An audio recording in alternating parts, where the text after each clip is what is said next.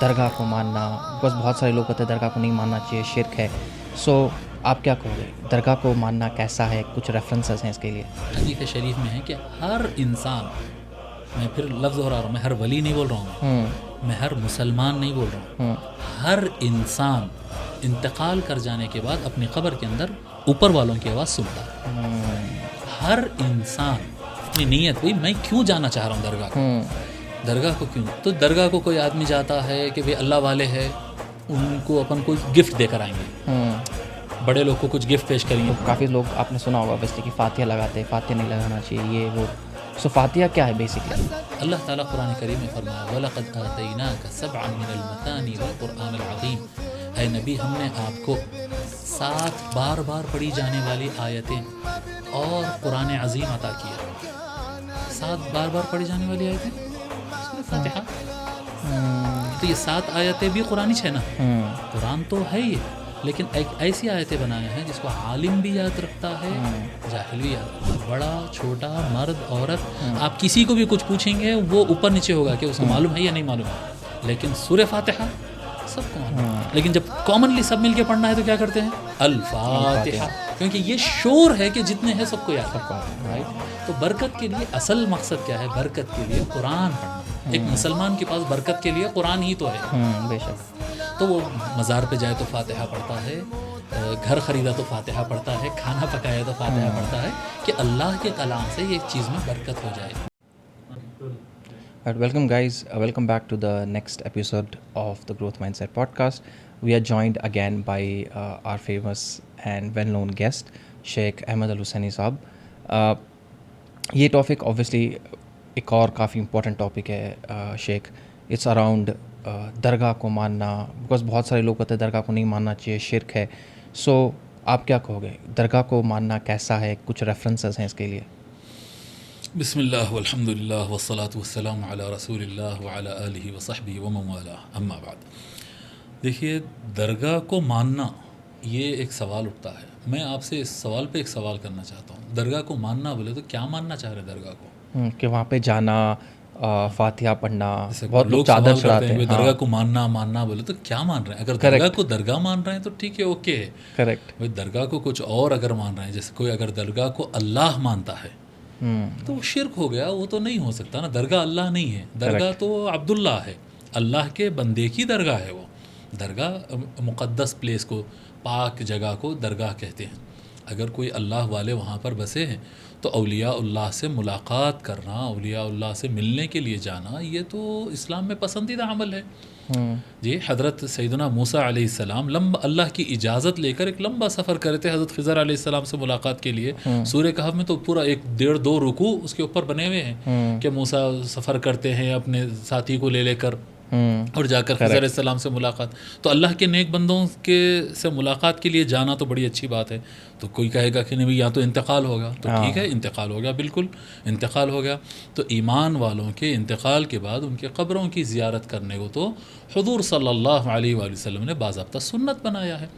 صحیح مسلم میں حدیث ہے، حضور صلی اللہ علیہ وسلم فرماتے ہیں کنت نہیتکم عن زیارت القبور الا فزوروها. میں نے تم کو قبرستان جا کر قبروں کی زیارت کرنے سے منع کیا تھا، آگاہ ہو جاؤ، اب میں تم کو پرمیشن دے رہا ہوں، تم سب جا کر زیارت کرو. رسول اللہ صحیح مسلم میں ہیں، کیا کہتے ہیں بخاری شریف میں ہیں، کیا کہتے ہیں ترمذی شریف میں ہیں، یہ سارے صحیح ستہ میں یہ حدیثیں موجود ہے. یہ اور ورڈز بھی دے دیا میں، اگر کسی کو کوئی شک ہو رہا تو ورڈ سے سرچ کر لے، دیکھ لے کہاں کہاں حدیث صحیح سند حدیث ہے.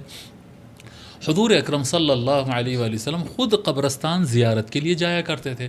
تو اگر کوئی آدمی زیارت کے لیے جا رہا ہے، زیارت کے لیے گاڑی لے کر، ٹیکسی لے کر اسپیشلی جا رہا ہے کہ میں فلاں ولی اللہ کے پاس زیارت کے لیے جا رہا ہوں، تو یہ تو سنت پہ عمل کر رہا ہے، اس میں کیا پرابلم ہو گیا؟ تو کچھ لوگ فوراً سوال کرتے ہیں نہیں بھی وہ تو عام قبرستان کو گئے تو ان کو سلام کر دینا اس طرح سے ہے. ٹھیک ہے، عام قبرستان کو جانا ہے، ایسا اسپیشلی کسی کے پاس نہیں جا سکتے ہیں، نہیں جا سکتے ہیں. حدیث شریف میں آتا ہے کہ حضور صلی اللہ علیہ وسلم کان یزور شہداء الاحد علی رأس کل حول. حضور صلی اللہ علیہ وسلم ایئرلی ونس، اسپیشلی جنگ احد میں جو شہید ہوئے تھے نا، جنگ احد مدینے سے تھوڑا سا ڈسٹینس پر ہوئی تھی، سٹی سے باہر کا ایریا تھا، تو وہاں تو کوئی کام نہیں تھا. مگر وہاں پر 70 لوگ شہید جو ہے دفنائے تھے جنگ احد میں، اس میں حضور صلی اللہ علیہ وسلم کے چچا حضرت حمزہ بھی وہاں پر مدفون ہیں. تو حدیث شریف میں آتا ہے کہ رسول اللہ صلی اللہ علیہ وسلم وہاں پر ہر سال ابتدا پر ایئر کمپلیٹ ہونے پر جی ایک مرتبہ سال میں ان کی زیارت کے لیے اسپیشلی جا کر آتے تھے. تو اگر کوئی درگاہ شریف جا رہا ہے، کسی مسلمان ایک اللہ والے کے قبر پر زیارت کے لیے جا رہا ہے، تو یہ ایکچولی سنت ہے یہ رسول اللہ صلی اللہ علیہ وسلم کی. اب آپ میں سے بولیے اور کیا ماننے کی بات ہو رہی ہے یہاں پر؟ کریکٹ. سو یہاں پہ آپ نے آئی تھنک یہ چیز جو آپ نے کہی، جو حدیث کہی، جو آپ کہہ رہے ہو کہ صحیح حدیث میں بھی ہے، یہ مجھے پہلی بات تو مجھے پتا ہے کافی لوگوں کو پتا بھی نہیں ہوگی. ہو سکتا ہے پتہ ہونا چاہیے. صحیح ستہ بخاری مسلم ترمذی کی حدیثیں ہیں یہ. کریکٹ. بیکاز آئی نو جو بھی یہ ٹاپک پہ بات آتی ہے، لوگ کا پہلا کویشچن ہوتا ہے حدیث اور قرآن میں نہیں ہے، بتاؤ. سو آئی تھنک آپ کا جو پہلا اسٹارٹنگ پوائنٹ ہے وہی کافی امپورٹنٹ ہے. And I would urge youth کو کہ جا کے تم یہ حدیث پڑھو، پھر نیکسٹ ٹاپک ہو. اب نیکسٹ ٹاپک جو میرا اسی مدعے پہ جو نو لاٹ آف کویشچن جو کافی یوتھ کو بھی رہتا ہے کہ بھائی اگر تم درگاہ پہ جا رہے ہو تو لوگ کو دیکھ رہے ہو کہ لوگ سجدہ کر رہے ہیں وہاں پہ جا کے، تو وہ کیسا ہے؟ دیکھو، دو عمل ایسے ہیں، سجدہ کرنا یا طواف کرنا، یہ اللہ کے علاوہ کسی اور کے لیے کرنا حرام ہے. صاف الفاظ میں کہہ رہا ہوں، حرام. اگر کوئی کسی درگاہ شریف کو جاتا ہے اور وہاں پر سجدہ کرتا ہے تو وہ گناہ گار ہے، اس کو گناہ ہوگا سیدھا سیدھا. اللہ ناراض ہوگا، وہ جو قبر میں جو اللہ والے وہاں پر مدفون ہیں وہ بھی ناراض ہوں گے. اگر کوئی جا کر وہاں پر طواف کرتا ہے تو اس سے گناہ ہوگا، وہ بالکل جائز نہیں ہے. طواف کی اللہ تعالیٰ نے ایک ہی جگہ بنائی ہے، اس کا نام ہے کعبۃ اللہ، اس کے علاوہ کہیں اور طواف نہیں ہوتا ہے. نمبر 1، سجدہ صرف اللہ کے لیے ہوگا اور اللہ کے علاوہ کسی اور کے لیے سجدہ نہیں ہوتا. تو کوئی اگر اس طرح کا عمل کرتا ہے تو وہ بالکل حرام ہے، نہیں کرنا چاہیے. اس کے علاوہ اور کیا؟ اور صحیح طریقہ کیا ہے؟ اگر کوئی اب درگاہ کو مان رہا ہے، جا رہا ہے درگاہ میں فاتحہ پڑھنے جا رہے ہیں، تو صحیح طریقہ کیا مزار پہ جا کر زیارت کرنے کا؟ دیکھیے پاشا، میں شروع سے شروع کرتا ہوں. اگر کوئی آدمی کسی درگاہ کو جانا چاہتا ہے تو سب سے پہلے وہ یہ سوچ لے کہ وہ کیوں جا رہا ہے. سب سے پہلے اپنی انٹینشن کو صحیح کرنا. Very true. ہاں، اپنی نیت، بھئی میں کیوں جانا چاہ رہا ہوں درگاہ کو. درگاہ کو کیوں تو درگاہ کو کوئی آدمی جاتا ہے کہ بھئی اللہ والے ہے، ان کو اپن کوئی گفٹ دے کر آئیں گے. بڑے لوگ کو کچھ گفٹ پیش کریں گے. وہ گفٹ کیا ہوتا ہے؟ قرآن پیش کرتے ہیں، درود شریف پڑھے، کچھ بھی ثواب کا کام کرتے ہیں اللہ تعالیٰ. تو اگر کسی کا صرف گفٹ پیش کرنے کا طریقہ نیت ہے تو اسے چاہیے کہ کچھ قرآن پڑھ لے. صحیح طریقہ یہ ہے کہ اپنے گھر میں، مسجد میں، جہاں پر بھی کچھ قرآن پڑھ لیا یا کچھ صدقہ کیا، غریبوں کو کھانا کھلایا، کوئی ایک ثواب کا کام کر لے. جب ثواب کا کام کرتا ہے تو اللہ تعالیٰ اس کے نام پر اتنا ثواب اس کے اکاؤنٹ میں فکس کر دیتا ہے. یہ اس کا ثواب ہے. اب یہ جائے درگاہ شریف اور وہاں پر جا کر سلام کرے، جیسا رسول اللہ نے سنت بنایا ہے کہ کسی بھی مزار والوں کے پاس جاتے ہیں تو ان کو سلام کرتے ہیں فرسٹ. تو آپ جسے بھی گئے، بھائی شیخ عبد القادر جیلانی کے پاس گئے تو السلام علیکہ یا سیدی عبد القادر الجیلانی، آپ سلام کریے ان کو. جی، یا جس بھی بزرگ کے پاس آپ جا رہے ہیں، غریب نواز سرکار کے پاس جا رہے ہیں، ان کو سلام کریے. سلام کرنے کے بعد آپ اللہ تعالیٰ سے دعا کریے کہ اے اللہ، میرے نام اعمال میں وہ جو ثواب لکھا ہے وہ میری طرف سے، وہ میرا ہے نا، اے اللہ میری طرف سے گفٹ ان کو دے دے. تو یہ آپ بزرگوں کو گفٹ دینے کا طریقہ ہے. اور ٹھہرنے کا طریقہ بھی میں بتا دیتا ہوں لوگوں کو. جا کے کوئی ایسا گر جانے کی ضرورت نہیں ہے، لوٹ جانے کی ضرورت نہیں ہے. مسنون طریقہ یہ ہے کہ آپ جائیں اور کھڑے رہیں. خبر ہوتی نا ایسے لمبی، سمجھو یہ سر کی سائڈ ہے. سمجھانے کے لیے ہاتھ سے ہی بتانا پڑا اور میں کیا کر سکتا ہوں. یہ پیر کی سائڈ ہے، یہ سر کا سائڈ ہے. تو آپ یہاں سے آئیے اور یہ سینٹر میں کھڑے ہو جائیے، یعنی پیٹ اور سینے کے لیول میں کھڑے ہو کر یہاں سے ٹھہر کے آپ تھوڑا سا ڈسٹینس سے آپ اللہ تعالیٰ سے، آپ چاہے تو ہاتھ اٹھا کے بھی کر سکتے ہیں. کچھ لوگ بولتے ہیں نہیں ہم ہاتھ نہیں اٹھاتے قبر کے سامنے. آپ کی مرضی کی بات ہے. جو ہم ہاتھ، جو بھی قبر کے سامنے بھی کھڑے ہو کر جو ہاتھ اٹھاتے نا، وہ ان کے لوگوں کے لیے نہیں اٹھاتے، وہ اللہ کے لیے ہی اٹھاتے ہو. اے اللہ، میں دعا تجھ سے مانگتا ہوں کہ میرا جو ثواب ہے، کیونکہ اگر کوئی ایسٹ ہوتا، کوئی چیز ہوتی تو ہم اپنے ہاتھ سے اٹھا کر ہم دے سکتے ہیں، لیکن ثواب ایک روحانی چیز ہے جو ہم اس کو کیچ نہیں کر سکتے، تو وہ اللہ ہی کر سکتا ہے. تو اللہ کو ہم گزارش کرتے ہیں، اللہ میرے اکاؤنٹ میں جو ثواب ہے فلاں فلاں کام کا، آپ ان کو تحفتاً پیش کر دیجئے. اگر تو ایک انٹینشن ہوتی ہے ثواب کی. دوسری انٹینشن ہوتی ہے کہ اولیاء اللہ کی صحبت میں رہے تو برکت حاصل ہوتی ہے. اور یہ بالکل 100% شور ہے، یہ 100% شور ہے کہ اولیاء اللہ کے پاس برکت ہوتی ہے. اللہ تعالیٰ کے جہاں خاص بندے ہوتے ہیں وہاں پر اللہ تعالیٰ خصوصی رحمت نازل کرتا ہے. اگزامپل قرآن کریم سے دیتا ہوں میں آپ کو. اسراء والمعراج کا تو واقعہ آپ لوگ سنے ہوں گے. حضور صلی اللہ علیہ وسلم مکے سے مسجد اقصیٰ گئے فلسطین, وہاں سے آسمانوں کا سفر کرے. وہ جو مسجد اقصیٰ کا ذکر اللہ تعالیٰ نے کیا ہے, مسجد اقصیٰ تو اقصیٰ موسک ایک موسک ہے نا, موسک ہے.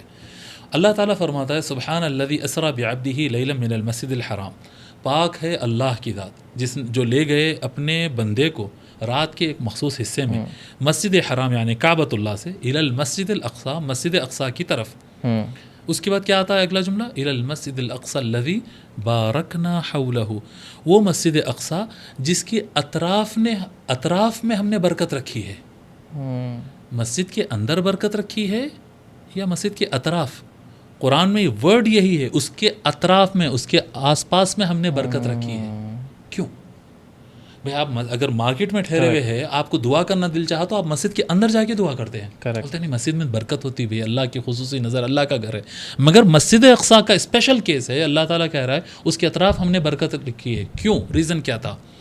سارے مفسرین یہی بات لکھے ہیں کہ وہ زمین جو ہے وہاں پر سب سے زیادہ انبیاء کا انتقال ہوا. تو نبیوں کے قبور جو ہے, آج نظر اوپر نہیں آ رہے ہوں گے, سیدنا ابراہیم علیہ السلام, شعیب, ایک دو چار نبیوں کے مزارات کے نشان باقی ہے, باقیوں کے تو ہزاروں سال گزر گئے, نشان بھی نہیں ہے, لیکن ان کے قبریں اطراف میں دفن ہے, وہ اطراف میں مدفون ہیں, ان کی قبریں ہیں. اور اللہ کہہ رہا ہے اس مسجد کے اطراف ہم نے برکت رکھی ہے. تو جہاں پر اللہ والے دفن ہوتے ہیں, جن سے اللہ پیار کرتا ہے, ابھی اگر میرے فادر کا انتقال ہو جی, وہ مٹھی ہی ہے, دفن ہو گئے, اوپر تو مٹھی ہی ہے نا, اب 10 سال گزر گئے, 20 سال گزر گئے, مٹھی ہے. لیکن اگر اس کے اوپر پیر رکھا تو آپ کو برداشت ہوتا؟ نہیں ہوتا ہے. کیوں؟ کیونکہ وہ ہم جس سے پیار کرتے تھے ان کی نشانی ہے وہ. تو یہ اللہ کے پیاروں کے نشانی ہے مزار, سمجھ رہے ہیں؟ تو اس پر اللہ تعالیٰ خصوصی برکت نازل کرتا ہے, اور ان نشانات کے پاس جا کر اگر کوئی دعا کرتا ہے تو اللہ تعالیٰ جلدی قبول کرتا ہے. تو کوئی جاتا ہے ان کو گفٹ دینے کے لیے, کوئی جاتا ہے برکت حاصل کرنے کے لیے, اپنی دعاؤں کو قبول کروانے کے لیے. دعا تو دعا ہوتی ہے, کہیں سے بھی اللہ کو پکارو, اللہ سننے والا ہے. تو مسجد میں جا کے کیوں کرتے ہیں؟ یہاں سے مکہ جا کے کیوں کر رہے ہیں دعا؟ کر لو نا بھائی, مکہ میں اللہ الگ ہے, انڈیا میں بنگلور میں دوسرا اللہ ہے کیا؟ بولے نہیں, وہاں برکت زیادہ ہے. دس از دا پوائنٹ. اللہ والے جہاں پر مدفون ہوتے ہیں وہاں برکت زیادہ ہوتی ہے, اس لیے اللہ والوں کے پاس جاتے ہیں اور وہاں پر اللہ تعالیٰ سے دعا کرتے ہیں. ایک طریقے کا توسل ہے, وسیلہ, جگہ کا وسیلہ, برکت کا وسیلہ سے اللہ سے مانگتے ہیں. تو اٹس اوکے. اور کیا اعتراض ہے؟ اور ایک اور ہے کہ اگر لوگ وسیلے سے مانگنا, وسیلے سے کیوں مانگنا اگر لوگ ڈائریکٹ اللہ سے مانگ سکتے ہو؟ وسیلے سے اس لیے مانگنا کیونکہ اللہ کا حکم ہے. اللہ تعالیٰ قرآن کریم میں فرمایا یا ایھا الذین آمنوا اتقوا اللہ وابتغوا الیہ الوسیلہ, اے ایمان والو اللہ سے ڈرو اور اللہ کے قریب آنے کے لیے وسیلہ اختیار کرو. ورڈ ہے اتقوا اللہ وابتغوا الیہ الوسیلہ. میں قرآن پڑھ رہا ہوں آپ کے, اللہ سے ڈرو اور اس کی طرف آنے کے لیے وسیلے کو اپناؤ, طریقے کو اپناؤ. اگر اللہ تعالیٰ کو وسیلہ نہیں پسند ہوتا اور ڈائریکٹ چاہتا تو اللہ تعالیٰ ارشاد کے گھر پہ قرآن کیوں نازل کیا؟ جبرائیل علیہ السلام آتے, ارشاد کو بولتے تھے دیکھو یہ اللہ کا آرڈر ہے, ارشاد اٹھ کے نماز پڑھ لیتے تھے. احمد کے گھر آتے تھے, عرفان کے گھر آتے تھے, کسی کے گھر آتے تھے اور بول دیتے تھے. اللہ کے لیے فرشتے کم تھے کیا اللہ کے پاس؟ بے شک نہیں. مگر اللہ چاہتا ہے کہ تم وسیلے سے ہی آؤ. تو ہم کیا کرتے ہیں, ہم اللہ کو راضی کرنے کے لیے وہ ایکٹ کرتے ہیں جو رسول اللہ نے کیا. رسول اللہ کے ایکٹ کو ہم اللہ کو منانے کا وسیلہ بنا رہے ہیں. میں سیدھے ہاتھ سے کیوں کھا رہا ہوں؟ کیونکہ رسول اللہ سیدھے ہاتھ سے کھاتے تھے اور سمجھ رہا ہوں کہ اللہ اس سے خوش ہوگا. ہاں, تو یہ وسیلہ لینا تو اسلام کا لازمی حصہ ہے. وداؤٹ وسیلہ تو کچھ بھی نہیں ہو سکتا ہے. اللہ چاہتا بھی یہی ہے, تو وسیلہ لینا بہت ضروری ہے. اور کافی لوگ کا یہ کویشچن ہے جو میں اوبیسلی جو میرے فالوورز ہیں یوٹیوب انسٹاگرام وغیرہ پہ, یہ لوگ کویشچن پوچھتے ہیں, سو میں آپ کو وہی کویشچن آپ کے اوپر ڈال رہا ہوں, رائٹ, کہ حضور صلی اللہ علیہ وسلم کا وسیلہ سمجھ میں آتا ہے, بٹ اولیاء اللہ کا کیوں, ان کے تھرو کیوں جانا, کیوں وہ وسیلہ ضروری ہے؟ وائی ناٹ ڈائریکٹلی حضور صلی اللہ علیہ وسلم کی سنت پہ فالو کرو اینڈ دیٹ از انف. دیکھو, جو چیز اسلام میں اوپن ہے نا, اس کو بند کرنے کے لیے آپ کے پاس دلیل ہونا چاہیے. اسلام نے وسیلے کو اوپن رکھا ہے. اوکے. ہر وہ چیز جو اللہ کو پسند ہے اس کا وسیلہ لیا جا سکتا ہے. اب کعبۃ اللہ میں تو حضور نہیں تھے, رائٹ, کعبۃ اللہ جا کے آپ دعا کر رہے ہیں, حجر اسود کے پاس آپ دعا کر رہے ہیں. میں تو غلاف کعبہ پکڑ کر وسیلہ اللہ کا مانگا. غلاف کعبہ میں تو روح بھی نہیں ہے, وہ تو انسان بھی نہیں تھے. انسان تو پھر بھی اشرف ہے نا, انسان بہتر ہے یا کپڑا بہتر ہے؟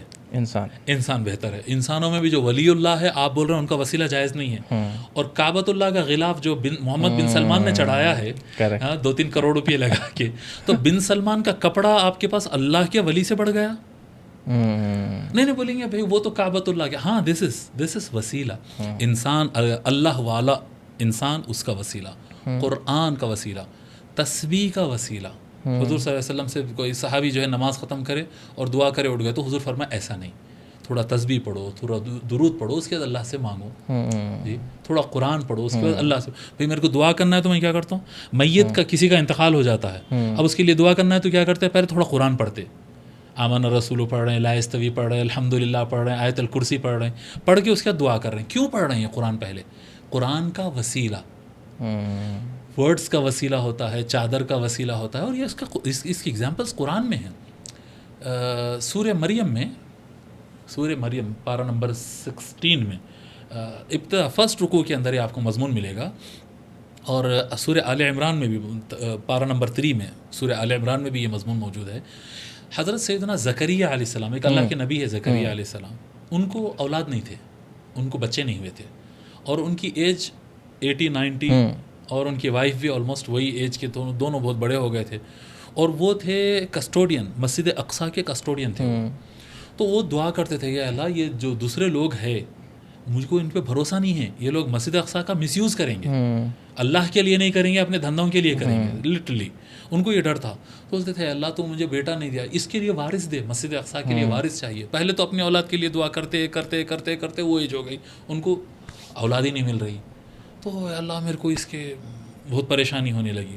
بہرحال یہ ٹائم گزرتا گیا. ایک مرتبہ ایسا ہوا کہ سیدتنا مریم علیہ السلام, بی بی مریم ان کے رشتہ دار ہوتے تھے. زکریا علیہ السلام یہ رشتہ دار تھے آپس میں, غالباً یہ ماموں بھانجی ہوتے تھے, کچھ اس طرح سے رشتہ تھا. تو یہ اپنے بی بی مریم علیہ السلام سے ملاقات کے لیے گئے.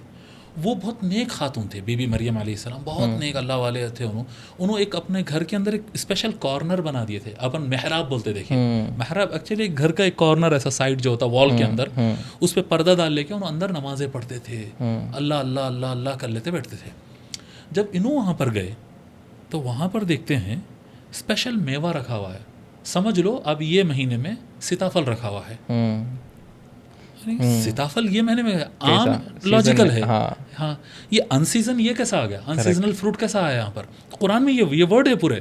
فلما دخل علیہ المحراب وجد عندها رزقا, قرآن میں لکھا ہوا ہے سورہ آل عمران. جب زکریا ان کے پاس محراب میں داخل ہوئے, ان کے اسپیشل روم میں گئے تو دیکھے کہ وہاں پر اسپیشل فوڈ رکھا ہوا ہے. قال انا لکی ھذا, اے مریم یہ کہاں سے آیا؟ یہ فروٹ کا تو سیزن نہیں ہے.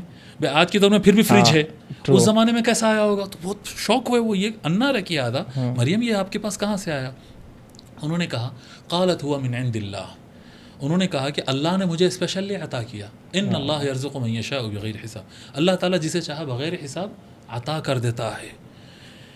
زکریا علیہ السلام بولتے ہیں بے موسم پھل مل سکتا ہے, تو جو میری ایج ہے یہ ایج تو بچے دینے کی نہیں ہے. تو وہ کیا کرتے ہیں وہاں پر؟ تو انہوں کیا کرنا تھا, فوراً نکلنا تھا, 2 رکعت نماز پڑھنا تھا اور اللہ تعالیٰ سے دعا کرنا تھا. یہ نہیں لکھا ہوا ہے قرآن میں. قرآن میں ورڈ ہے ہنالک, اس جگہ پر, جس جگہ پر مریم عبادت کرتے تھے وہاں پر اللہ اسپیشل فروٹ دیا ان کو, ان سیزن فروٹ دیا. اس جگہ پر کھڑے ہو کر زکریا علیہ السلام دعا کرے ربی حب لی من لدنک ذریۃ طیبہ, اے اللہ مجھے اولاد عطا کر. ان کی دعا ختم ہوئی, اللہ کے پاس سے فرشتے آ گئے کہ زکریا فکر مت کرو, اللہ نے وعدہ کیا ہے آپ کو اولاد ملے گی. سبحان اللہ. اب یہاں پر کیا چیز تھی؟ بی بی مریم علیہ السلام کی عبادت کی جگہ کا وسیلہ تھا یہ. دیٹ پلیس جو ہم کہتے ہیں نا چھلا, فلاں بزرگ کا چھلا تھا, یہاں پر فلاں حضرت آئے تھے, عبادت 40 دن نماز پڑھ کے گئے, یہاں پر 2 سال تک انہوں نمازاں پڑھے تھے بولتے. تو وہ جس جگہ پر اللہ کے خاص بندے عبادت کرتے ہیں, اس جگہ پر کھڑے ہو کر عبادت کرنے سے اللہ دعا جلدی قبول کرتا ہے, ایسا قرآن میں لکھا ہوا ہے, نبیوں نے عمل کیا ہے. سبحان اللہ. سو اگر کوئی اللہ والوں کی بارگاہ میں جا کر بولتا ہے کہ بھئی یہاں تو اللہ والے دفن ہیں, اور ان کے وسیلے سے اگر اللہ سے دعا کرتا ہے تو بہت صحیح ہے. یہ تو اسلام ہے. یہ تو کریکٹ. اور I think that's a very beautiful message directly from the Quran, so that اب لوگوں کو پتہ چل سکے کہ یہ ابھی کا نہیں ہے, اس کے پیچھے ویلڈ ایویڈنس اور اسٹرانگ پروفس ہیں اس کے پیچھے. 100%. اور ایک اور کویشچن جو میں نے کافی دیکھے ہیں یوتھ پوچھتے ہیں وہ کہ کافی سارے لوگ ڈائریکٹ ولی اللہ سے مانگتے ہیں، تو وہ کیسا ہے؟ دیکھیے، ہر وہ انسان، ہر انسان کو جو ہے دوسرے انسان سے مانگنے کی اجازت ہے. اگر کوئی یہ سمجھتا ہے کہ یہ ہماری آواز نہیں سنتے ہیں، یہ ہم کو کچھ نہیں دے سکتے ہیں، اگر کوئی ایسا سمجھتا ہے تو وہ ڈائریکٹ اللہ سے مانگ لے. لیکن اگر کوئی یہ مانتا ہے کہ وہ ہماری آواز سنتے ہیں، اور حدیث شریف میں ہے کہ ہر انسان، میں پھر لفظ ہو رہا ہوں، میں ہر ولی نہیں بول رہا ہوں، میں ہر مسلمان نہیں بول رہا ہوں، ہر انسان انتقال کر جانے کے بعد اپنی قبر کے اندر اوپر والوں کی آواز سنتا ہے. ہر انسان بول رہا ہوں، ہر انسان. اولیاء اللہ تو بہت دور کی بات ہے، اللہ تو بہت بڑے ہو گئے، وہ میں چھوٹے نارمل بول رہا ہوں. ہر انسان، ایون کیا کہتے ہیں، بخاری شریف میں حدیث آتی ہے کہ جنگ بدر جب ختم ہوئی، فرسٹ وار، تو مشرکین بولے تھے کہ ہم نے اپنے خداؤں سے وعدہ لے کر آیا کہ ہم محمد کو ختم کر دیں گے. حضور صلی اللہ علیہ وسلم پر اللہ تعالیٰ بشارت نازل کیا تھا، اللہ کا وعدہ تھا کہ تم اگر کھڑے ہو جاؤ گے تو تم ہی جیتیں گے. جب جنگ ختم ہوئی تو اب ان کے ڈیڈ باڈیز تھے، وہ لوگ میدان چھوڑ کے بھاگ گئے، ان کے ڈیڈ باڈیز کو چھوڑ دیے. تو اب ڈیڈ باڈیز تو ایسا اوپن چھوڑ دیں گے تو بیماریاں پھیلیں گے. تو حضور صلی اللہ علیہ وسلم فرمایا وہ جو جنگ بدر تھے نا، وہاں پر پانی ختم ہو گیا، سو ویل تھے، بولیاں سوکھ گئی، سو بولیاں. حضور صلی اللہ علیہ وسلم سب سے بولے کہ بھائی اب یہ ڈیڈ باڈیز کو کیا کرتے ہیں کافروں کے، اپنے لوگوں کی تو اٹھا کے لے جائیں گے، ان کو کیا کریں گے؟ بولیں گے یہ سوکھا گڑا ہے، اس کے اندر ڈالو. پوروں کو ڈال دیا اندر، 70 ڈیڈ باڈیز کو، اور وہ جو ہے بند کر رہے تھے اس کو. ٹھیک ہے، جب بند کرنے لگے تو حضور صلی اللہ علیہ وسلم وہاں پر گئے اور وہاں پر ٹھہر کر یہ الفاظ بولنے لگے. یہ بخاری شریف میں ہے. حضور صلی اللہ علیہ وسلم فرماتے ہیں لقد وجدت ما وعدنی ربی حقا فهل وجدتم ما وعدکم ربکم حقا.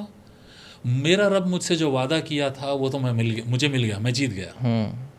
تم نے بھی دعویٰ کیا تھا، کیا تمہارے خدا نے تم سے جو وعدہ کیا تھا وہ تم کو ملا؟ جب یہ جملہ کہتے ہیں تو وہاں پر حضرت عمر رہتے ہیں. حضرت عمر آگے بڑھتے ہیں اور بولتے یا رسول اللہ او یسمعون، یا رسول اللہ یہ تو مر گئے، یہ لوگ سنتے کیا؟ بھائی ڈیڈ باڈی سے بات کر رہے ہیں آپ، یہ تو مر گئے ہیں نا. حضور صلی اللہ علیہ وسلم کیا فرمائیں؟ نہیں ایسے اپنا غصہ فرسٹریشن نکالنے کے لیے بول رہا ہوں، نہیں بس ایک ایموشنل جملہ آپ لوگ کو نہیں. حضور صلی اللہ علیہ وسلم فرمائیں، کیا جملہ بڑا غور سے سننے کا ہے. حضور صلی اللہ علیہ وسلم فرمائے احسن منک، آپ سے زیادہ اچھا سنتے ہیں وہ لوگ. یہ رسول اللہ کے جملے ہیں، یہ وہ حدیث شریف میں صاف ثابت ہے. احسن منک، تم سے بہتر سنتے، ولکن لا یجیبون، لیکن وہ جواب نہیں دے سکتے، تم کو آنسر نہیں کر سکتے، سن تو برابر رہے ہیں. تو اس کا مطلب یہ ہے کہ ہر وہ انسان جو اس دنیا سے ایگزٹ کرتا ہے، مر جاتا ہے، وہ ہم اس سے ڈسکنیکٹ ہوئے ہیں لیکن وہ ہم سے ڈسکنیکٹ نہیں ہوتا، وہ ہماری آواز سنتا ہے. سنن ابن ماجہ میں حدیث ہے، صحیح حدیث ہے، غالباً مسلم میں بھی ہے، ابن ماجہ کا ریفرنس مجھے ہے. تو ابن ماجہ میں حدیث ہے کہ حضور صلی اللہ علیہ وسلم فرماتے جب کوئی انسان کا انتقال ہوتا ہے اور اس کے لوگ اس کو لا کر دفناتے ہیں اور اس پہ مٹی سیدھی کرتے ہیں اور پلٹ کر جب جاتے ہیں، قبرستان میں مٹی ہوتی ہے رائٹ، اگر آدمی کوئی شوز پہن کر اس پر اگر چلے تو کٹ کٹ کٹ آواز آئے گا، ٹک ٹک ٹک ٹک آواز آئے گا. مٹی پر تو نہیں آئے گا نا، مٹی میں بھی ساؤنڈ ہوتا ہے لیکن بہت کم رہے گا رائٹ. جی آپ کے جیسے سینسیٹیو مائک جیسے چیزیں اس کو کیچ کریں گے، ورنہ نارملی تو نہیں کیچ کریں گے. حضور صلی اللہ علیہ وسلم فرماتے ہیں جب آدمی کو دفناتے اس کے اوپر مٹی ڈال دیتے ہیں، وَتَوَلَّى عَنْهُ أَصْحَابُهُ وَإِنَّهُ لَيَسْمَعُ قَرْعَ نِعَالِهِمْ، اس کے ساتھی اسے دفنا کر جب پلٹ کر جاتے رہتے ہیں، وہ جو 4-5 فٹ زمین کے اندر دفنا ہوا ہے وہ ان کے چلنے کے پیروں کی آواز کو بھی سن لیتا ہے. ہم سوچ رہے ہیں ابھی تک ہمارا آرگیومنٹ چل رہا ہے کہ اللہ کے ولی سنتے یا نہیں سنتے، سنتے نہ سنتے، یہ نارمل انسان کی بات ہو رہی ہے. کریکٹ. ہر وہ آدمی جو اس دنیا سے ایگزٹ کرتا ہے وہ ہم کو سنتا ہے. تبھی تو رسول اللہ نے ہم کو سکھایا ہے کہ جب قبرستان سے گزرو تو قبر والوں کو سلام کرو. جو ہمارے بھائی، جو ہمارے اہل حدیث بھائی ہے، وہابی بھائی ہے، یہ حضرات جو ہے میرے سے شدت سے بولتے ہیں کہ وہ لوگ نہیں سنتے، مردے نہیں سنتے، پھر خود ہی سکھاتے ہیں کہ قبرستان جائے تو سلام کرو. تو رسول اللہ اتنی اللاجیکل سی چیز سکھا رہے تھے کہ وہ پتھر ہے، مٹی ہے، وہ سنتا نہیں ہے، لیکن تم السلام علیکم بولو ان کو. نہیں سن رہے تو سلام کیوں کر رہے ہیں؟ تو اولیاء اللہ سنتے ہیں، اولیاء اللہ سنتے ہیں. اور اولیاء اللہ کو اگر اللہ تعالیٰ، اگر کوئی بندہ یہ مانتا ہے کہ اولیاء اللہ کو اللہ تعالیٰ نے طاقت عطا کی ہے، اللہ نے دیا ہے اور یہ اللہ والے ہیں، اگر یہ سمجھ کر اگر ان سے مانگتا ہے تو یہ جائز ہے. بہتر یہی ہے کہ ان کے واسطے سے اللہ سے مانگو.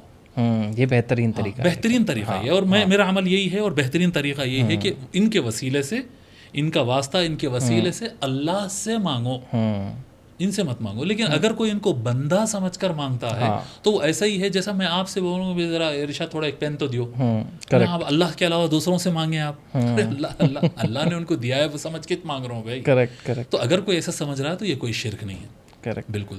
اور اگر کوئی سمجھتا ہے کہ نہیں وہ درگاہ والے مجھ خدا ہے، انہوں اپنے پاس سے دیتے، اللہ کے پاس سے نہیں دیتے، ایسا تو کوئی مسلمان سمجھتا بھی نہیں. اور تو یہ بالکل درگاہ جانا جائز ہے. درگاہ ایون ان سے مانگنا بھی جائز ہے، لیکن بہتر نہیں ہے. یعنی اولیاء اللہ خود نہیں پسند کرتے. کریکٹ. اولیاء اللہ خود یہ طریقے کو نہیں پسند کرتے. ہمارے نبی اکرم صلی اللہ علیہ وسلم کے پاس ایک نابینا صاحب آئے تھے، اور نابینا تھے. انہوں نے عرض کرے یا رسول اللہ میں یہ اندھا ہونے سے بہت زیادہ پریشان ہوں. پہلے ان کو آنکھ تھی. دیکھو جو پیدائشی اندھا رہتا اس کو تو معلوم ہی نہیں ہے کہ رنگ کس کو کہتے ہیں، لیکن جو پہلے دیکھتا تھا بعد میں اندھا ہوگا، وہ اس کی لائف بہت مشکل ہو جاتی ہے. تو وہ بہت پریشانی میں تھے. بولے یا رسول اللہ میں بہت پریشان ہو گیا لائف سے، میرے کو دعا. تو حضور فرمائے دیکھو اگر صبر کر لو تو تمہارے لیے بہتر ہے، نہیں تم صبر نہیں کر سکتے ہیں تو طریقہ بتاتا ہوں. تو بولے نہیں یا رسول اللہ میں نہیں کر سکتا صبر، میرے کو طریقہ بتا دی، میں دیکھنا چاہ رہا ہوں. تو حضور فرمائے ایک کام کرو، مسجد جاؤ، اچھے سے وضو کرو، 2 رکعت نماز پڑھو. 2 رکعت نماز پڑھ کے کہو اللہم انی توجہت الیک بمحمد نبیک وعبدک. دعا کرو اے اللہ میں تیرے طرف تیرے سے دعا مانگ رہا ہوں، واسطہ تیرے نبی محمد، نبی اور تیرے بندے محمد کے واسطے سے میں دعا کر رہا ہوں. اور اس کے بعد کہو یا رسول اللہ انی توجہت بک الی اللہ فی حاجتی فاشفع لی. آپ وہیں سے مسجد میں یہ کہو اے اللہ کے رسول. ابھی حضور سامنے نہیں رہیں گے، اب یہ تو مسجد میں جا کے کریں گے نا. وہاں جا کر اللہ سے پہلے کہو، اس کے بعد کہو کہ یا رسول اللہ میں آپ کے واسطے سے اللہ کی بارگاہ میں دعا کر رہا ہوں، میرے لیے ریکویسٹ کر دیجئے. اس کے بعد جو اللہ سے مانگنا ہے مانگو. تو وہ صحابی کہتے ہیں، مسند احمد میں یہ حدیث موجود ہے، وہ صحابی جاتے ہیں اسی طرح سے عمل کرتے ہیں. حضور وہاں نہیں ہیں، وہاں اللہ سے کہتے ہیں کہ میں نبی کے واسطہ لے رہا ہوں، اور یا رسول اللہ کہتے ہیں اے اللہ کے رسول میں آپ کے واسطے سے اللہ سے مانگ رہا ہوں. وہ کہتے ہیں کہ میں دعا کرا اور چند ہی تھوڑے سے ٹائم کے بعد میرے آنکھ دوبارہ میرے کو دکھنا شروع ہو گیا آہستہ آہستہ آہستہ. تو اولیاء اللہ کے واسطے سے مانگنا یہ مسنون طریقہ ہے، حضور صلی اللہ علیہ وسلم سکھائے ہیں. یہ آپ کسی بھی درگاہ جاؤ، حضرت یہاں پر جو بزرگ توکل شاہ مستان رحمۃ اللہ علیہ پاس جا کے آپ ان کو سلام کرو، ان کو فاتحہ تو بھی ثواب کا جو بھی ہدیہ گفٹ کر سکتے ہیں گفٹ کر دو. اور اس کے بعد ان کو ریکویسٹ کرو کہ میں آپ کے واسطے سے میں اللہ سے مانگ رہا ہوں، پلیز آپ بھی آمین کہہ دینا، میرے تھوڑا میری فائل کو پش کر دینا. اس کے بعد آپ اللہ سے ان کے واسطے سے آپ اللہ سے مانگو، یقیناً اللہ تعالیٰ اس کو جلدی قبول کرے گا. کریکٹ. اور اس سے مجھے ایک کویشچن واپس آتا ہے، بیکاز کافی لوگ آپ نے سنا ہوگا اوبیسلی کہ فاتحہ لگاتے ہیں، فاتحہ نہیں لگانا چاہیے یہ وہ. سو فاتحہ کیا ہے بیسکلی؟ آپ ایکسپلین کریں. فاتحہ دیٹس اٹ. تو لوگ جو اگر کوئی نیاز پہ فاتحہ لگاتے ہیں، کچھ پڑھتے ہیں، وہ کیسا ہے؟ دیکھو پاشا، برکت کے لیے اللہ کا کلام برکت والا کلام، قرآن کریم جو ہے یہ برکت کی کتاب ہے. صرف فاتحہ ہی مقصد نہیں ہوتا، وہ مقصد ہوتا قرآن پڑھنا. نیا گھر لیے برکت کے لیے قرآن پڑھنا، نئی گاڑی لیے قرآن پڑھنا، کھانا کھلا رہے ہیں بھئی میں 50 آدمی کا کھانا بنایا، اب لوگ آئے ہوئے پتہ نہیں کتنے کم آئے زیادہ ہے، اس میں برکت ہو گئی تو سب کو کافی ہو جائے گا. تو اب برکت کے لیے کیا کریں گے؟ قرآن پڑھیں گے. اب قرآن پڑھیں گے، میں بیٹھ کے میں بولوں گا ساتھیوں سے چلو بھئی آج سورہ یونس پڑھ لیتے ہیں، تو سب لوگ تو مجھے ایسے پلٹ کر دیں گے سورہ یونس کون پڑھے گا بھائی؟ سورہ صافات پڑھ لیتے ہیں، سورہ وہ پڑھ لیتے ہیں. اللہ تعالیٰ قرآن کریم میں فرمایا وَلَقَدْ آتَيْنَاكَ سَبْعًا مِّنَ الْمَثَانِي وَالْقُرْآنِ الْعَظِيمِ. اے نبی ہم نے آپ کو 7 بار بار پڑھی جانے والی آیتیں اور قرآن عظیم عطا کیا. 7 بار بار پڑھی جانے والی آیتیں سورہ فاتحہ.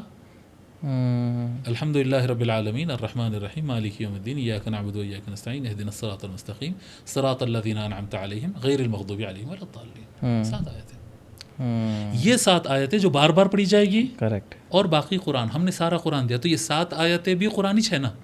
قرآن تو ہے یہ، لیکن ایک ایسی آیتیں بنایا ہے جس کو عالم بھی یاد رکھتا ہے، جاہل بھی یاد رکھتا ہے، بڑا چھوٹا مرد عورت، آپ کسی کو بھی کچھ پوچھیں گے وہ اوپر نیچے ہوگا کہ اس کو معلوم ہے یا نہیں معلوم ہے. لیکن سورہ فاتحہ سب کو معلوم ہے. تو بزرگوں نے یہ سوچا کہ جب ہم کہیں گے کہ بھائی سب مل کے قرآن پڑھو تو لوگ پریشان ہوں گے بھائی کیا پڑھو. جی حافظوں کو بول سکتے کہ بھائی ہم ختم قرآن کریں گے، سب کو بول سکتے چلو آج ہم سورہ کہف پڑھیں گے، لیکن جب عام لوگ میں بیٹھیں گے تو آپ کیا کریں گے؟ تو کہتے ہیں کہ بھائی ایک کام کرو، فاتحہ پڑھ دو. فاتحہ سے پہلے دیکھو آپ لوگ قرآن لے کے زیادہ پڑھتے ہیں لوگ، لیکن جب کامنلی سب مل کے پڑھنا ہے تو کیا کرتے ہیں؟ الفاتحہ، کیونکہ یہ شور ہے کہ جتنے ہیں سب کو یاد ہے، رائٹ. تو برکت کے لیے اصل مقصد کیا ہے؟ برکت کے لیے قرآن پڑھنا. ایک مسلمان کے پاس برکت کے لیے قرآن ہی تو ہے. بے شک. تو وہ مزار پہ جائے تو فاتحہ پڑھتا ہے، گھر خریدا تو فاتحہ پڑھتا ہے، کھانا پکایا تو فاتحہ پڑھتا ہے کہ اللہ کے کلام سے یہ چیز میں برکت ہو جائے. بس یہ مقصد ہے، اس لیے الفاتحہ زبان پہ آتا ہے، ایکچوئل وہ قرآن ہے. بے شک. اور اس میں ایک اور کویشچن آتا ہے مجھے، and I will ask you the second question also. اس کا اب سورہ فاتحہ اس کا بہت لوگ کو معنی بھی نہیں پتہ ہے. سو جن لوگ کو نہیں پتہ اس کا ایک ایزی معنی کیا ہے سورہ فاتحہ کو ٹرانسلیٹ کریں گے اگر نارمل اردو میں؟ سورہ فاتحہ تو دعا ہے، دعا کا ایک طریقہ ہے. اللہ تبارک و تعالیٰ فرماتا ہے الحمدللہ رب العالمین، تمام تعریفیں اللہ کے لیے ہے جو آل یونیورس کا پروردگار ہے، پالنے والا ہے. الرحمن الرحیم، جو بہت زیادہ مہربانی کرنے والا، خوب رحمت کرنے والا ہے. مالک یوم الدین، جو قیامت کے دن کا مالک ہے، فیصلے کے دن کا مالک ہے. ایاک نعبد و ایاک نستعین، ہم تیری ہی عبادت کرتے ہیں اور تجھ ہی سے مدد مانگتے ہیں. اہدنا الصراط مستقیم، ہمیں ہدایت عطا فرما اس راستے کی جو بالکل سیدھا ہو، اسٹریٹ پاتھ کے لیے ہم کو گائیڈ فرما دے. صراط الذین انعمت علیہم، ان لوگوں کا راستے ہم کو گائیڈ کر دے جن پر تو نے انعام کیا، ان کے راستے پر چلا، جن کو تو نے پہلے سے ایوارڈ دیا ہے، انعام دیا ہے، اولیاء اللہ، تیرے خاص بندوں کے راستے پر چلا. غیر المغضوب علیہم، ہم ان لوگوں پہ جن سے تو ناراض ہوا، غصہ، اے اللہ جن سے تو غصہ ہے ان کے راستے پر مت چلا. ولا الضالین، اور جو مس گائیڈڈ ہو گئے ہیں، غلط راستے پر چلے گئے، ان کے راستے پر مت چلا. یہ سورہ فاتحہ ہے. تو اس میں پہلے اللہ کی تعریف کرنا ہے، اس کے بعد اپنے لیے اللہ سے ہیلپ مانگنا ہے، اور یہ ہر نماز میں ہر وقت صبح شام پڑھنا چاہیے. بہت اچھا. کریکٹ. اس کے پیچھے میرا ایک ریزن بھی تھا. فرسٹ آف آل یہ تھا کہ اوبیسلی لوگوں کو پتہ چلے کہ وہ کیا پڑھ رہے ہیں روز. اگر تم دن میں 5 بار نماز پڑھ رہے ہو، ہمیں بس رٹا لگایا ہوا ہے، بس پڑھے جا رہے ہیں، ان کا ایکچوئل میننگ کیا ہے وہ نہیں پتہ. سمجھتے ہوئے پڑھے تو ایک الگ ہی اس کا کیفیت آئے گی. فرسٹ. اور سیکنڈ، میں نے کافی سارے یوتھ کو یہ بھی سنا ہے کہ ان لوگ ایک اپنے فورتھ والی جو لائن کہی تھی اس میں تھا کہ یا اللہ میں تجھی سے مانگتا ہوں ڈائریکٹ، رائٹ، تیری عبادت تیری بات تجھی سے مانگتا ہوں. اب کافی لوگ یہی اس کے اوپر بولتے ہیں کہ اسی کا ایویڈنس دے کے کہ سورہ فاتحہ میں یہ لائن میں کہا گیا ہے کہ اللہ میں تجھی سے مانگتا ہوں، تو تم اولیاء اللہ سے پھر کیوں بیچ میں مانگتے ہو؟ اولیاء میں بتایا نا، دیکھیے اولیاء اللہ کو کس نے دیا؟ جب ہم کہہ رہے ہیں اللہ کے دوست، اللہ کے خاص بندے، اللہ کے ولی، میں قرآن اللہ سے کیوں نہیں لیا، رسول اللہ سے کیوں لیا؟ تو کوئی بات نہیں ہے نا. اب آپ کہیں گے کہ بھائی جو ہے مودی جی ایک بڑا اچھی اسکیم لائے ہیں، اسکالرشپ بانٹ رہے ہیں، اسے کم ہی بانٹتے ہیں، لیکن مودی جی اگر اسکالرشپ بانٹ رہے ہیں تو آپ ٹکٹ لگا کے دلی جائیں گے اسکالرشپ لینے؟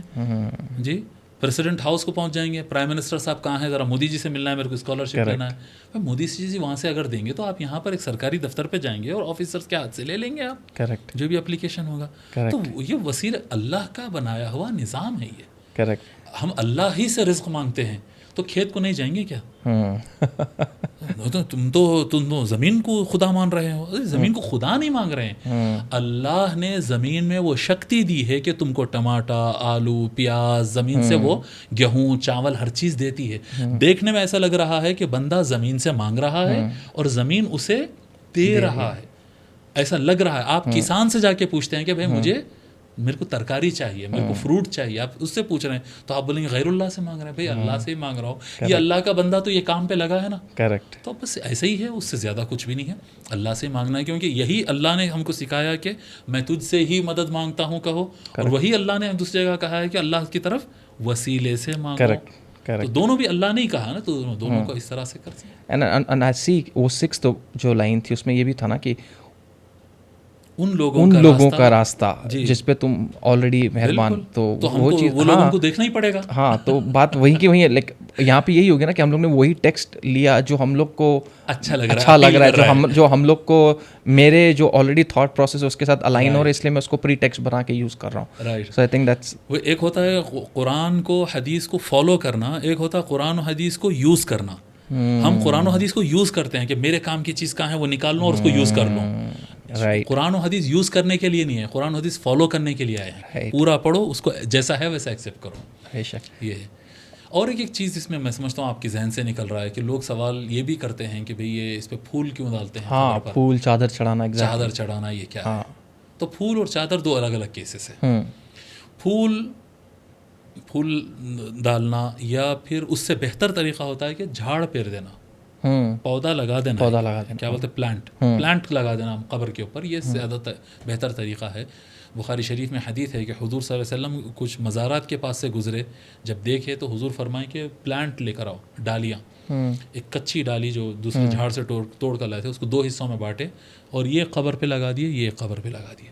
تو بولے یا رسول اللہ یہ کیا کام کیا, پلانٹ کیوں کرے آپ قبر کے اوپر؟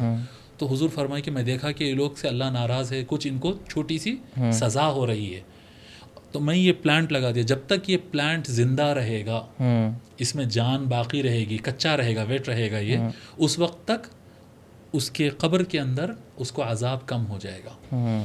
تو زندہ پلانٹ, پتا, ڈالی وغیرہ یہ قبر کے اوپر ہونے سے جب تک اس الائیو ہوتا ہے وہ تسبیح پڑھتا ہے. اللہ تعالی ہر زندہ چیز اللہ کی تسبیح پڑھتی ہے. تو جب تک تسبیح چلتی ہے اس وقت تک ان کے عذاب میں کمی آتی ہے. تو یہ تو کسی بھی قبر پہ آپ جائیں تو پلانٹ لگا دینا بیسٹ ہے. نہیں لگا سکتے ہیں تو آپ اوپر تھوڑی دیر کے لیے رکھ دو. اوپر سے اگر رکھ دیں گے تو 6 گھنٹے 10 گھنٹے تک تو وہ الائیو رہے گا, وہ جب تک فائدہ دے گا. اگر جھاڑ لگا دو تو لانگ لائف چلتے رہے گا جب تک اس کی لائف رہے. تو یہ ہے آئیڈیا اس میں پھول پتی چڑھانے اور یہ اس کے اندر. دوسری چیز کیا ہے؟ چادر. چادر کیوں چڑھاتے ہیں چادر کیوں چڑھاتے ہیں؟ کعبۃ اللہ پہ چادر کیوں چڑھائے؟ تو وہ تو ہمارے پورے سلفی بھائی مل کے چڑھاتے ایک ساتھ. وہ بولتے ہیں نا جب قبر کے اوپر درگاہ پہ جب چادر اڑاتے ہیں تو بولتے ہیں نہیں زندوں کو زیادہ ضرورت ہے. بھائی کہ زندہ کی مردہ کی انسان تو ہے, وہاں تو انسان ہی نہیں ہے نا کعبۃ اللہ پہ, وہاں پر کیوں چڑھا رہے ہیں؟ بات زندہ اور مردہ کی نہیں ہے, انسانی ہیومن نیچر کی یہ بات ہے. یہ اللہ کی طرف سے نیچرلی انبلٹ کیا ہے انسان کے اندر اللہ تعالیٰ, کہ انسان جس چیز کی ریسپیکٹ کرتا ہے اس کے اوپر کپڑا ڈالتا ہے. یہ ریسپیکٹ کا طریقہ ہے. یہ اگر کوئی بڑے بزرگ آپ کے اگر ہال میں سمجھو ہمارے کیا کہتے ہیں اسٹوڈیو میں یہاں پر کوئی بڑے آدمی آئے تو آپ ان کا استقبال کیسا کریں گے, ویلکم کیسا کرتے ہیں؟ ان کو شال اڑا. کریکٹ. اوارڈ دے رہے ہیں, ڈاکٹریٹ دے رہے ہیں, ان کو شال اڑا رہے ہیں. لیڈر آیا اس کو شال اڑا رہے ہیں. یہ کیوں اڑا رہے ہیں بھائی شال؟ ان کو کپڑے کی کمی ہے. بولتے لوگوں کے اللہ والوں کو وہ جو خبر میں ہے ان کو کپڑے کی ضرورت ہے کیا؟ تو ان کو ضرورت تھی کیا؟ ابھی ایم پی صاحب یہاں پر آ جاؤ, ہم سب مل کے شال منگائیں گے ان کے لیے اور شال اڑا دیں گے. کیا ہے ریسپیکٹ. کعبۃ اللہ پہ شال کیوں اڑا رہے ہیں؟ ریسپیکٹ. اور یہ حضور صلی اللہ علیہ وسلم کی حیات میں کعبۃ اللہ پہ غلاف چڑھا ہوا تھا. حضور نے یہ نہیں کہا کہ یہ دیوار اور پتھر پہ کپڑا ڈالنے کا کیا مطلب ہے, نہیں, ریسپیکٹ کے لیے. تو اگر آپ کسی کی بھی ریسپیکٹ کرتے ہیں, عورت کی سر پہ چادر اڑانا بولتے ہیں, کیوں اڑاتے ہیں؟ اس کی الماری میں کپڑے کم ہیں, آپ اس کی پڑھائی کیا بولتے ہیں اس کے ڈریسنگ کو جسٹیفائی کرنا چاہ رہے ہیں, آپ یہ جج کرنا چاہ رہے ہیں, آپ کیا کرنا کیا چاہ رہے ہیں آپ؟ بولے نہیں, ہم عورت کی ریسپیکٹ کرتے ہیں. ریسپیکٹ میں ہم کیا کریں گے؟ ان کے اوپر چادر اڑائیں گے, پروفیسر کو چادر پیش کریں گے, لیڈر کو چادر پیش کریں گے. قرآن کریم گھر کے اندر آپ کی بھی قرآن ہے, میری بھی قرآن ہے. قدیم زمانے سے ہم سنتے آتے ہیں قرآن کریم کو جوزدان چڑھانا بولتے ہیں, کپڑے کا کور بناتے اس کو چڑھاتے. قرآن کو کھلا مت چھوڑو. سائنس کی بک کھلی پڑی رہ سکتی ہے, ڈکشنری کھلی پڑی رہ سکتی ہے, نیوز پیپر تو ایسے ہی پڑے رہتے ہیں, مگر قرآن کو جی ہندوازم میں جا کے دیکھیے آپ, بھگوت گیتا کو دیکھیے آپ, کیا کہتے ہیں ہمارے سکھوں کے پاس جا کر دیکھیے, ان کا کچھ ہے نا گرو گرنتھ صاحب. میں جا کر دیکھا ہوں, ناندیڑ کے گرودوارے میں گیا تھا اور گرودواروں میں گیا تھا. ان کے جو گرو گرنتھ صاحب جو کتاب رکھتے ہیں وہ لوگ, جو ان کی اصل کتاب ہے وہ ہمیشہ کورڈ رہتی ہے. صرف جب کھولتے پڑھنا ہوتا ہے تبھی اس کو نکالتے پڑھتے ہیں, جب رکھتے ہیں تو امیڈیٹلی کور کر دیتے ہیں. کیوں کور کرتے ہیں بھائی, کیا پرابلم کیا ہے؟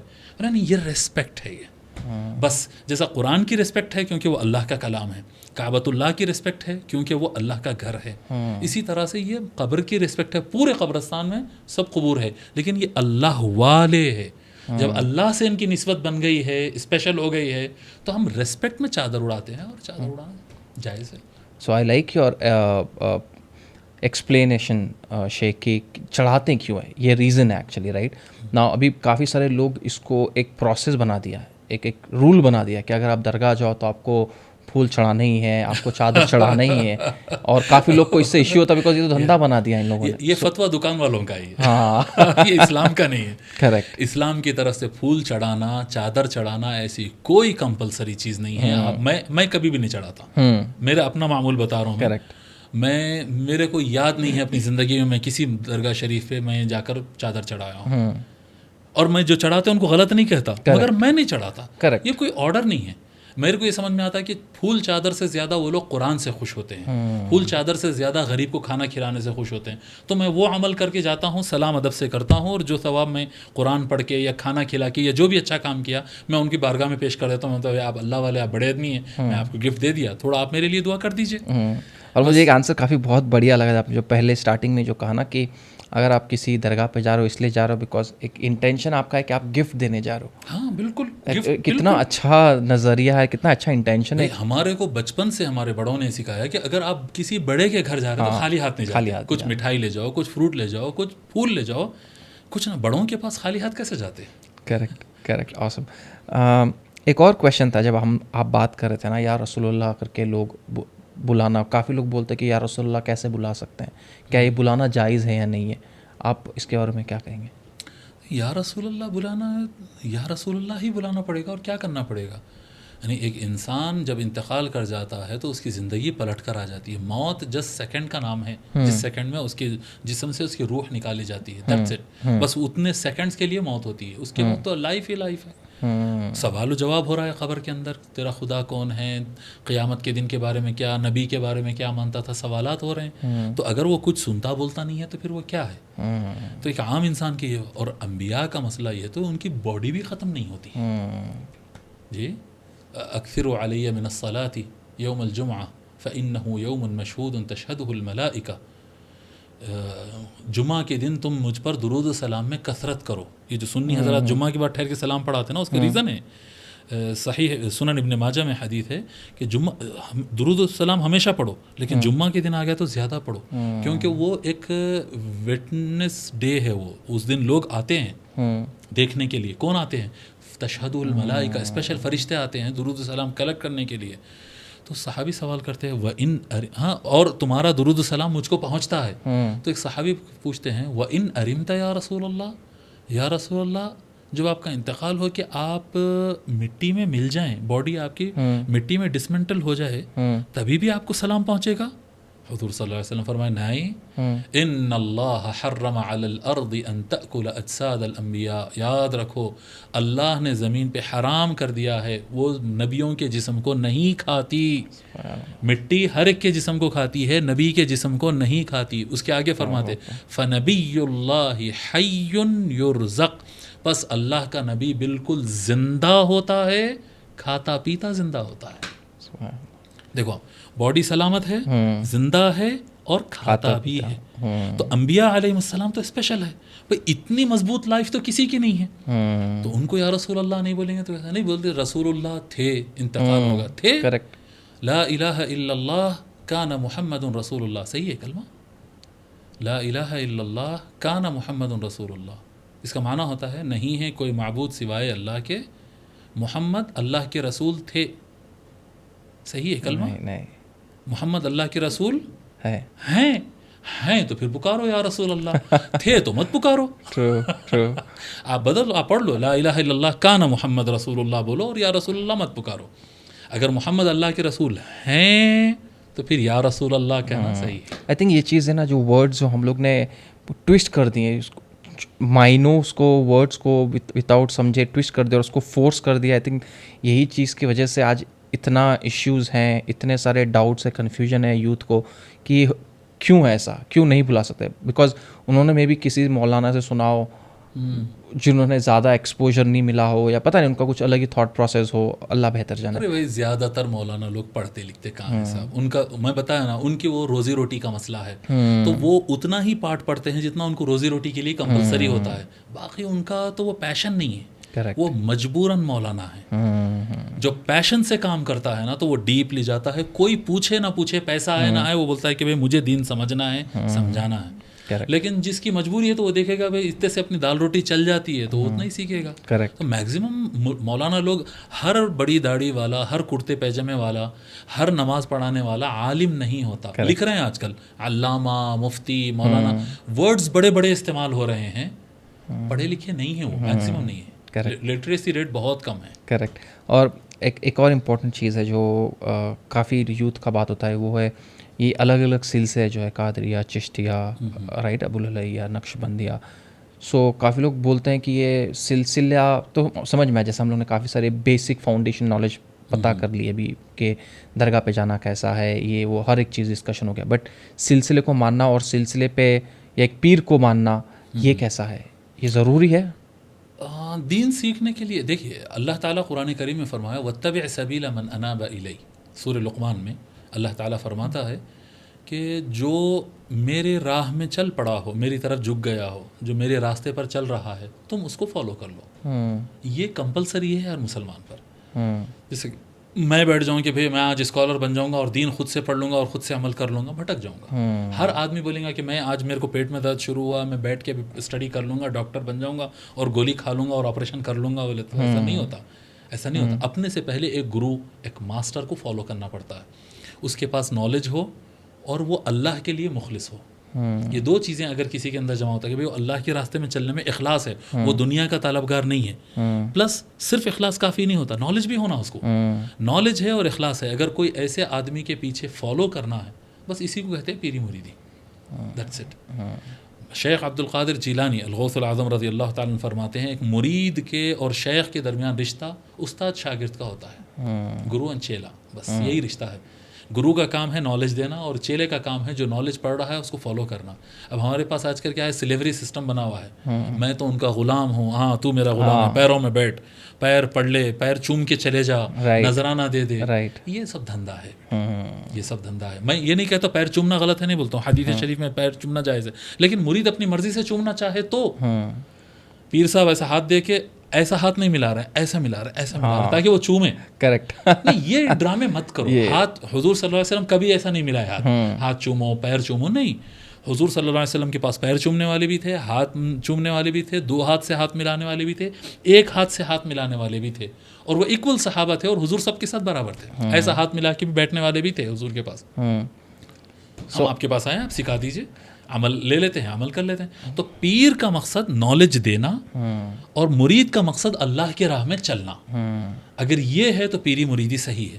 اور یہ سلسلے جو ہے الگ الگ, جیسا CBSE ایک سسٹم ہے, SSC ایک سسٹم ہوتا, ICSE ایک, یعنی پڑھاتے سبھی سائنس میتھس وغیرہ ہی ہے, لیکن میتھڈ الگ الگ رہتا سب کا, رائٹ. تو اسی طرح سے یہ قادری, چشتی, نقشبندی الگ الگ میتھڈس ہے اللہ کی طرف چلنے کے لیے. اسکولس بنے ہوئے ہیں, منزل سب کی اللہ ہے, کریکٹ. لیکن کوئی ایسے کراتا ہے, کوئی کھانا زیادہ کھلا کے اللہ کی طرف لے جاتا ہے, کوئی نمازیں پڑھوا کر اللہ کی طرف لے جاتا ہے. تو یہ الگ الگ طریقہ کار ہے. یہ اگر اس کے بغیر بھی کوئی چل سکتا ہے تو بالکل جائز ہے, لیکن اس کے بغیر چلنا آلموسٹ ناممکن کے برابر ہے. اسکول جانا ضروری ہے. ضروری ہے. کیوں ضروری ہے بھائی؟ سائنس آنا, میتھس آنا ضروری ہے. اگر کوئی اسکول نہیں جاتا ہے اور سائنس میتھس وغیرہ میں پرفیکٹ ہو جاتا ہے تو وہ بڑا آدمی بن سکتا ہے. پروسیس لگتا نہیں ایسا ہو سکتا. ایزی نہیں ہے یار, ایزی نہیں ہے. کیا ایزی طریقہ کیا ہے؟ اچھا اسکول چلے, بس یہ قادری, چشتی, نقشبندی یہ سلسلے اسکول سے, اسکول سے. یہ مقصد نہیں ہے, یہ منزل نہیں ہے, منزل اللہ ہے. اگر آپ ڈائریکٹ جا سکتے ہیں تو ویری گڈ, قرآن حدیث آپ کے سامنے, آپ جائیے. امام غزالی رحمۃ اللہ علیہ کہیں کہ ایسا پاسبل ہے, لیکن یہ بہت کم 1% لوگ ایسا کر سکتے ہیں. 99% لوگ کو جیسے اسکول میں ایڈمیشن لینا پڑتا ہے, ویسا اللہ کے لیے, اللہ کے راستے میں چلنے کے لیے یہ اللہ والوں کے طریقے ہیں, یہ طریقوں سے آپ جا سکتے ہیں. ایک پوائنٹ میں تھوڑا سا آپ اجازت دو تو درگاہ سے متعلق ایک پوائنٹ آپ میرے سے چھوٹ گیا. قبر کو چومنا جائز ہے کیا؟ ہاں, یہ ایک اہم مسئلہ ہے. لوگ جا کے چومتے. طواف کرنا ہم بتا دیے, طواف کرنا بالکل جائز نہیں ہے.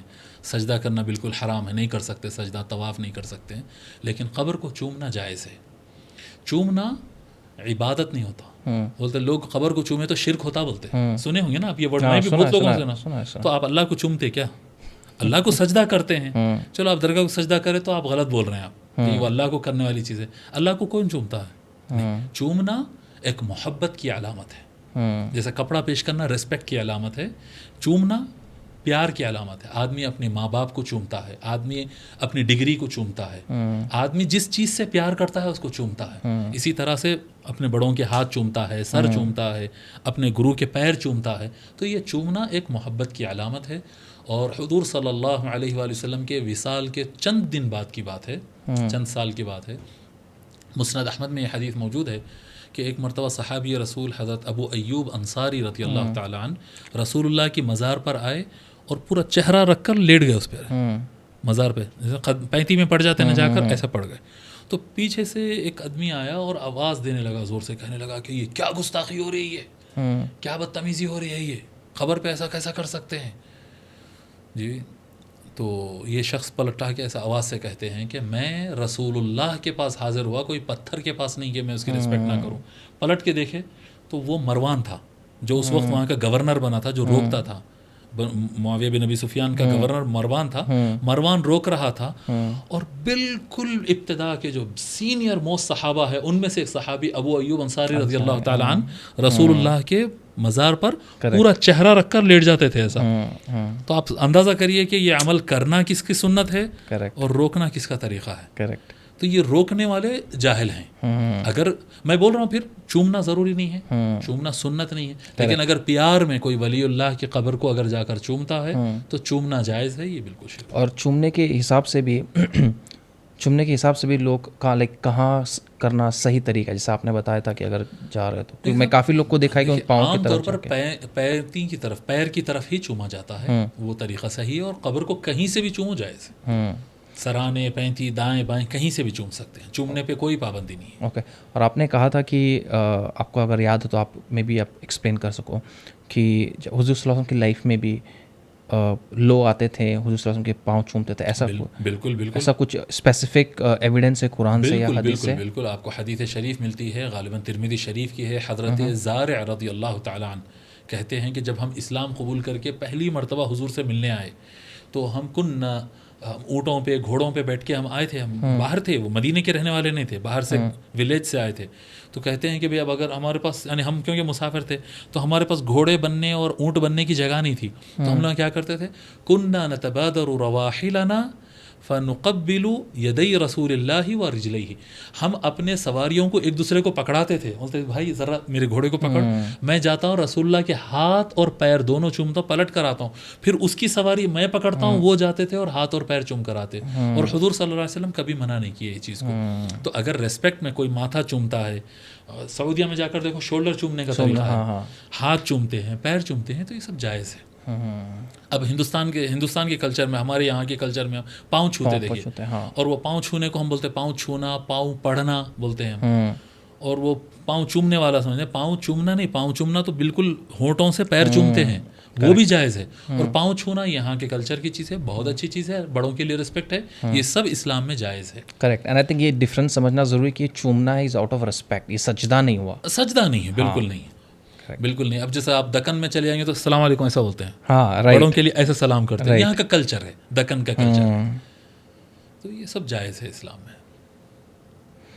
آئی تھنک ہم لوگ نے کافی سارے امپورٹنٹ ٹاپکس کور کیے, امپورٹنٹ کویشچن جو یوتھ ہمیشہ ان کو فریکوینٹلی ڈاؤٹس ہوتا ہے اس پہ, تو آئی تھنک یہ چیز کافی سارے ان کے ڈاؤٹس انشاءاللہ کلیئر کرے گی. اینڈ اس بار میں نے اسی لیے آپ کے ساتھ ایویڈنس بھی مانگ رہا تھا, سو دیٹ لوگ پتہ چلے کہ یہ چیزیں ابھی کی بنائی ہوئی نہیں ہے, یہ this has happened during the time of the prophet Muhammad صلی اللہ علیہ وسلم, اور ابھی بھی ہو رہی ہے, پرووائڈیڈ کہ آپ صحیح اپنا انٹینشن صحیح رکھو کہ کیا کرنا ہے کیا نہیں.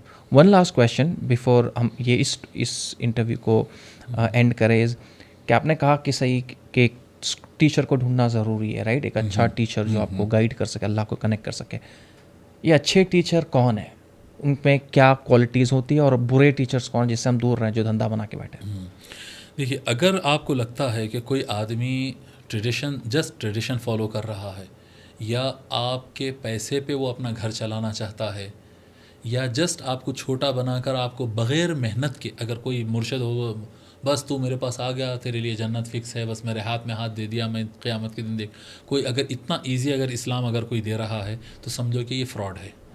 کیونکہ ایسا تو رسول اللہ بھی نہیں بانٹے جنت صلی اللہ علیہ وسلم، جو کہ جنت کے مالکین ہیں جی، جو جنت کے سرداران ہیں، وہ لوگ ایسا نہیں دیے ہیں، تو یہ لوگ کون ہوتے ہیں ایسا جنتیں بانٹنے والی؟ حضور صلی اللہ علیہ وآلہ وسلم فرمائے کہ اس آدمی کی صحبت میں، سنگت میں زیادہ بیٹھا کرو، زاد عملکم منطقہ، جب وہ آپ کے سامنے بولے، جب وہ خاموش بیٹھے تو لگے تم کو کہ یہ اللہ سے ڈرتا ہو، جب وہ بولے تو تم کو اس کو سننے کے بعد عمل کرنے کا شوق بڑھے. یہ الفاظ ہے حضور کے، زاد عملکم منطقہ، جب وہ بولے تو تمہارے عمل میں اضافہ ہو، تم کو شوق ہو کہ بھائی میں نماز کی پابندی کروں گا، میں روزہ رکھوں گا، میں اللہ اللہ کروں گا، میں جھوٹ بولنا بند کروں گا، میں سچ بولوں گا، میں بڑوں کی رسپیکٹ کروں. آپ کے اندر اچھے کام کرنے کا مزاج بنے ان کو سننے کے بعد. ایک کچھ لوگ ہوتے ہیں کہ ان کو سننے کے بعد آپ کو لگتا ہے ارے بھائی اپن تو بڑے اچھے آدمی ہیں بھائی، اپن تو کامیاب ہے بھائی، اپن تو جنتی ہے، وہ سب غلط ہے، ان خراب ہے، ان خراب ہے. ان کو سننے کے بعد دوسرا خراب اور آپ اچھے لگ رہے ہیں تو بی الرٹ، آپ غلط راستے پر جا رہے ہیں. اگر ان کو سننے کے بعد آپ کے اندر یہ پیدا ہو رہا ہے کہ بھائی میرے کو اپنے آپ کو سدھارنا ہے، میں عمل زیادہ کروں گا، اچھا کروں گا، یہ کروں گا، تو اگر کسی کے بولنے سے آپ عمل کی طرف کھنچ رہے ہیں تو آپ صحیح آدمی کے ساتھ ہیں.